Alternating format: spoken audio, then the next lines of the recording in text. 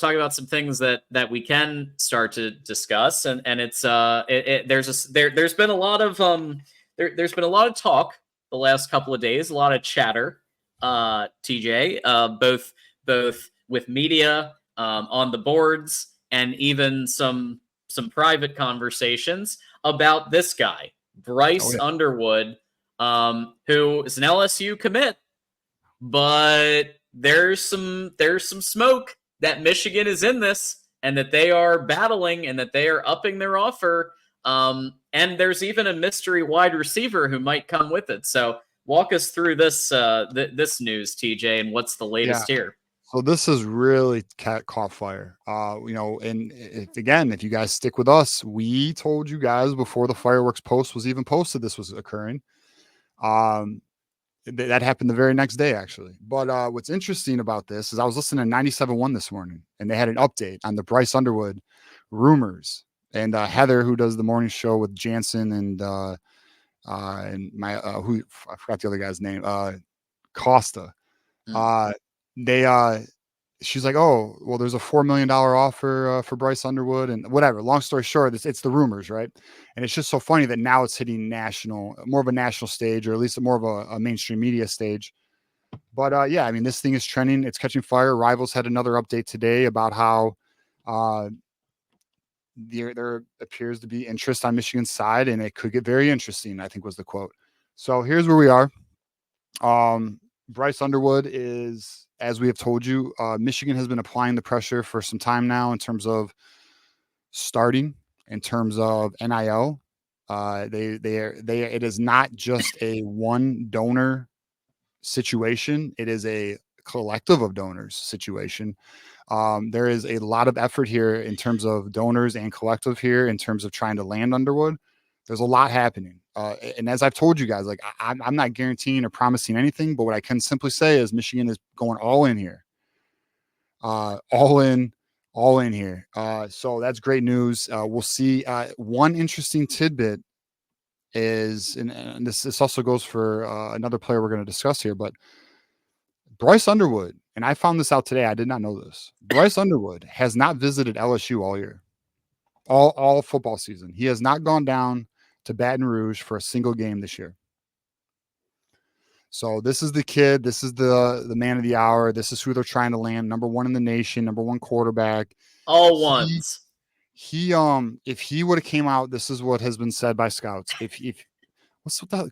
Fuck KFC, bro. No, I'm just kidding. But hey, man.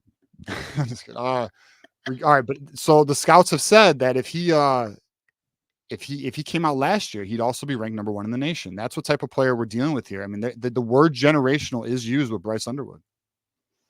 So it's something to be aware of. Here's what I can say. It's trending good. That's what I can say. So we'll see. We'll stay up to date with it. If Michigan can pull this off, it'd be huge. It'd be huge. And it would do a lot for the class, especially for some of the kids who might have a wandering eye right now, which we'll get into a little later. But yeah, it's a major development for Michigan. It's also, I just want to say this, regardless of the outcome, guys, major news that Michigan's playing ball like this. They're going after the number one player in the nation. They're going after the top quarterback in the country. Whether you swing and miss or not, you're going to have funds for the next guy. So like, whatever. I mean, it's great news for Michigan. There's some encouragement. There's some positivity for the outlook of the program. Yeah. I think it is extremely great. I'm trying to imagine if I told myself a year ago that Michigan would be playing ball in NIL to the extent that Bryce Underwood is at least considering switching, I would be like, holy shit. Because just NIL at that time, it was like, transformational, not transactional, and all that BS. Well, everybody's doing it, and you've got to play ball. And now Michigan is playing ball. And regardless of, look, like you said, if they get him, we're going live. We're going to be celebrating that whenever it is. Yeah, we're having a party. Absolutely. But TJ's doing a beer run. Yeah. We're celebrating. That's major. But look, I think it's like you said, reserving funds. So even like if it's even close to actually $4 million, that's don't a know. lot of funds that can be Yeah. used for for recruiting in general. Yeah, definitely. And and then to add to this situation is we have heard Yeah. there's a wide receiver attached to this. It's not just Bryce Underwood they're going after. There's a wide receiver that they're trying to swing for. Now what I will share from the members hangout is I told them I did not have any intel or any insight on who this wide receiver was. Okay. But I know now. I know who the wide receiver is now. So the wide receiver that they are trying to pull along with Bryce Underwood is Derek Meadows. And Derek Meadows has also not visited LSU all fall. And they also there appears to be some optimism that things are trending in a good direction with Derek Meadows. So something to be aware of, something to be mindful of. Let's see where it goes. Boom. But I'll tell you this, John. If they land Bryce Underwood, they land Derek Meadows. We already have Andrew Marsh. You have Andrew Olesh, and you have Jasper Parker, who's playing fucking insane right now. If anyone has not seen what Jasper Parker's doing, look at his max preps stats. He's killing it. He's getting like 4 touchdowns a game.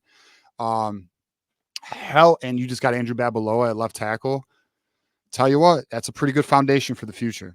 So major and just so everyone knows also, they are aware of what is going to be lost in the draft this year. They are financially preparing themselves to be players in the portal. So again, I'm telling you, the Michigan Collective has really organized, and you're seeing it. And I'll tell you right now, if they can land this potential duo here, along with Andrew Marsh, who's a major player, and Andrew Olesh, who's an insane tight end. Yeah, I mean we can get now. Again, the coaching situation is one thing. We'll cross that bridge when we get there. But at least for the immediate future, in terms of getting talent into the program, the boys are doing what they need to do. But we'll see. We'll see. We will. And we do have some other news and some potential wandering eyes to cover. But we do want to thank Detective Loki for gifting a Those Who Stay Will Be Champions membership to Motown Mateo. So Motown Mateo, congratulations on your 30 free days of Those Who Stay Will Be Champions. And go Blue. Appreciate Loki always coming through, not just with his own membership, but gifting other people's memberships so they can experience it too. Yeah, no doubt. And thank you, Detective Loki, for continuously giving out the gifted membership. We greatly appreciate it. And with that said, so we've kind of been chatting about these players off and on the last couple of weeks. Andrew Olesh and Ivan Taylor. And what do you think the latest is in terms of the potential for them to be considering other options here? Because of the play on the field, you have players wandering eyes, right? So it's obviously a concern. Now, I do believe that if you land a Bryce Underwood, you get a JJ effect where the class will stay together. I do think that will happen. Right now, Andrew Olesh is looking to visit Penn State. Olesh is set to visit Penn State on November 2nd, and that's a concern. I'll be very honest. That's a concern. Now, granted, he did visit Alabama, and as we reported to everybody, we had this. Alabama was not. They felt they couldn't pull him from Michigan. Now we'll see what comes out of this Penn State visit. Hopefully, he goes to Penn State and he realizes he still wants to be a Michigan Wolverine, especially after Bryce Underwood commits. Right. That's what we could hope for there. So that's a big one, a major one we need to pay attention to because we do not want to lose Andrew Olesh. Like that is not a player you want to lose. Now, let me also qualify though. Our tight end room's pretty stacked. I mean, we got Brady Prescorn last year. Next year's tight end class for 2026 looks really good, and they're going to want to play with Bryce Underwood or Brady Hart. They're going to, like we have the guys coming in. So, honestly, if there was a position room where you could afford this kind of loss, you could, but I don't want to. I'm greedy. So I want Andrew Olesh to stay in the class. He's a great player. Sure. The next player is Ivan Taylor, safety, son of Ike Taylor. Right now, a report came out today that he is torn between Michigan and Alabama. Now, the good news is, and he also visited Alabama with Andrew Olesh. Now, the good news is, after the Alabama visit, he immediately called Michigan and say, "Hey, when can I come for a visit?" He will be there this weekend for the Michigan State game, so Michigan can do a great job of, I guess, closing again. But to me, and I don't have any information here. This is simply speculation on my part. When you say you're torn between two programs, and we're now starting to get down to signing day in about a month and a half. Yep. The price went up, son. You know what I mean? Like we're about to go into a negotiation battle is what it sounds like to me, potentially. So we'll see. Especially, here's another thing that I think people need to be mindful of. The fact that maybe some recruits are going to get wind that Michigan's got some new money on the block. You could see players trying to play. You could potentially see players trying to up their current offers or anything like that. Now, I'm not saying that's the case, that is completely speculation on my end.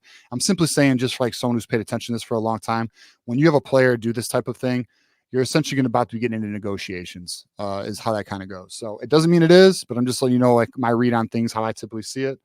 That's kind of where we are. And then one thing on Andrew Marsh, because someone had a comment on Andrew Marsh.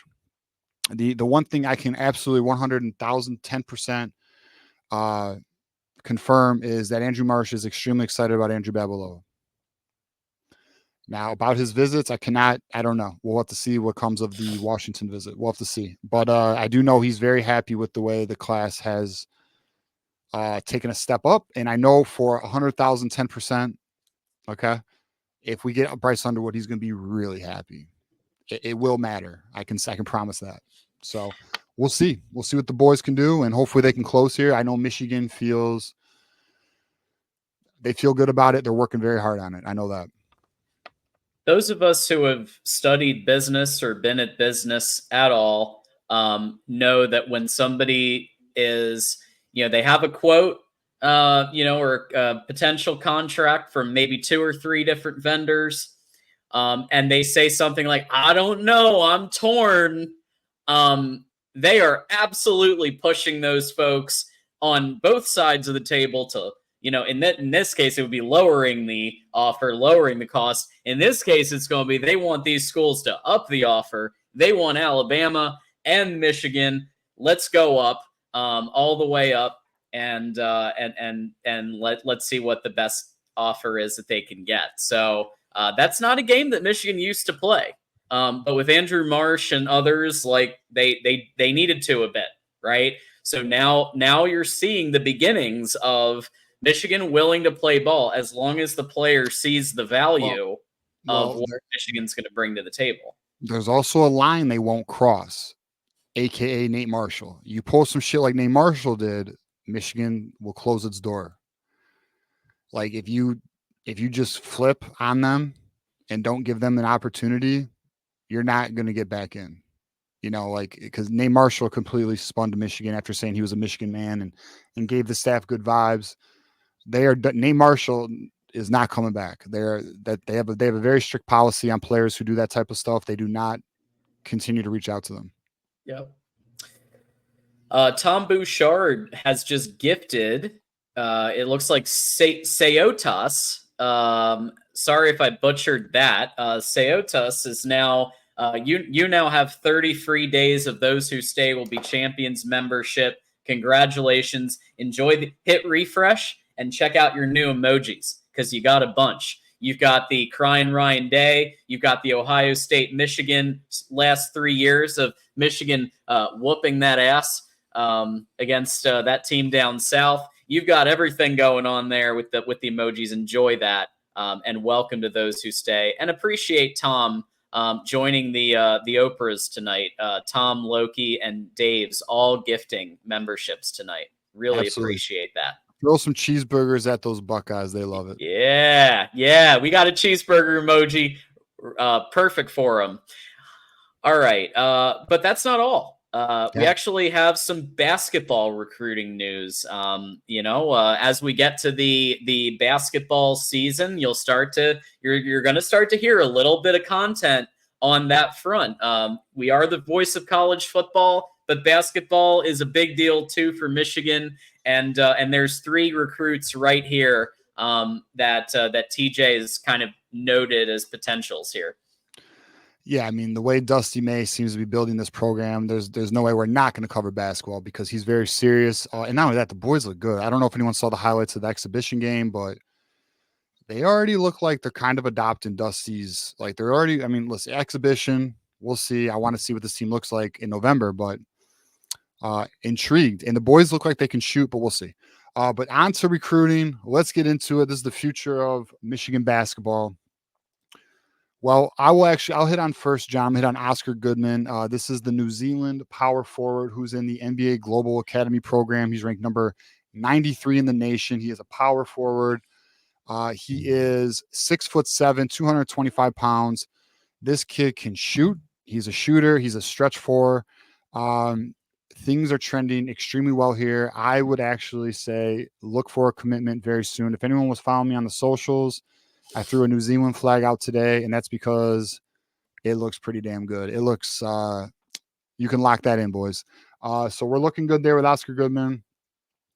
And then the other player that we need to really keep our eyes on, and we brought this up before, but I have an update here, is Trey McKinney, the combo guard, number 20 in the nation, John.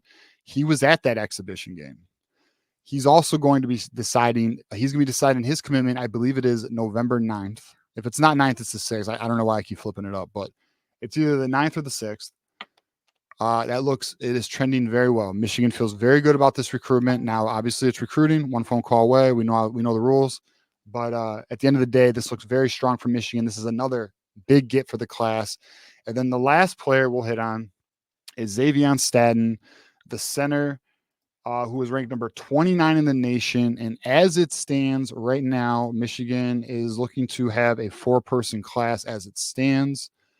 And if they do pull this off, this would be another nice addition. He's a very strong player, and I would say Michigan's trending in a very good place for him.